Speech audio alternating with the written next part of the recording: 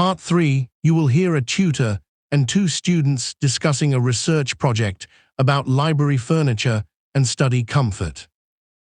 First, you have some time to look at questions 21 to 25. Now listen carefully and answer questions 21 to 25. Thanks for coming in, both of you. I have read your proposal on library desk height and study comfort. It is a sensible topic, but the design needs tightening before you collect the main data. We expected that. The pilot was useful, but it was smaller than we planned. We only used desks on the ground floor because it was easier to supervise. That is the first weakness. Your pilot measurements came from one library floor only. If you want to discuss study comfort across the library, one floor is too narrow. So the sample is the main problem rather than the number of students. Exactly, 20 students is acceptable for a pilot, but the location was too restricted. We also asked students to complete comfort surveys after each 20-minute session. Surveys can help, but my concern is that comfort ratings may reflect mood rather than furniture. A tired student may score a desk badly for reasons unrelated to desk height. That is why I suggested observing posture during the task. We could note whether students lean forward, change position repeatedly, or stop working to adjust the chair. Observation is useful, but be precise about what you record. Looks uncomfortable is not a measurement. Then we should measure the desk height directly as well. Some desks have been altered by students using wooden blocks under the legs, so the actual height may not match the library inventory. Good point. Direct measurement will help identify desks modified by students, and that gives you a stronger evidence base. What about photographs of the desk setup? We thought they would make coding easier.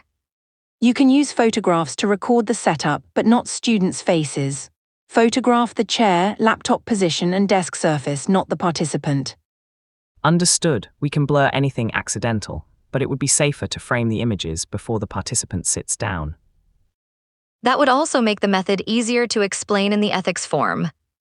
One more point, do not claim that desk height causes discomfort. Your study may show an association between desk height and reported comfort, but it cannot prove causation.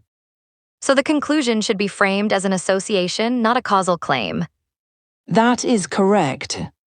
Before you hear the rest of Part 3, you have some time to look at questions 26 to 30. Now listen and answer questions 26 to 30. For the main study, should we recruit from several courses? Yes, recruit participants from several courses so that your sample is less dominated by architecture students. For measurement, I think each desk should be measured twice, once before the session and again after, in case people adjust the chair or add blocks. Measure the desk twice. That is practical and improves reliability. Should we keep the survey? Keep the comfort survey as background context, but do not treat it as the main evidence. Timing worries me. The library is quiet in the morning and crowded later. Compare morning and evening sessions. That will show whether crowding changes the results. And the observation checklist. Pilot the observation checklist before the main study. If observers interpret categories differently, your data will be inconsistent.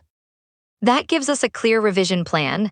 I think it also answers the criticism from the methods seminar that our first version relied too much on opinion data. And it gives us several checks on reliability, rather than just one final comfort score. It does. Send me the revised method before Friday. That is the end of Part 3. Now turn to Part 4.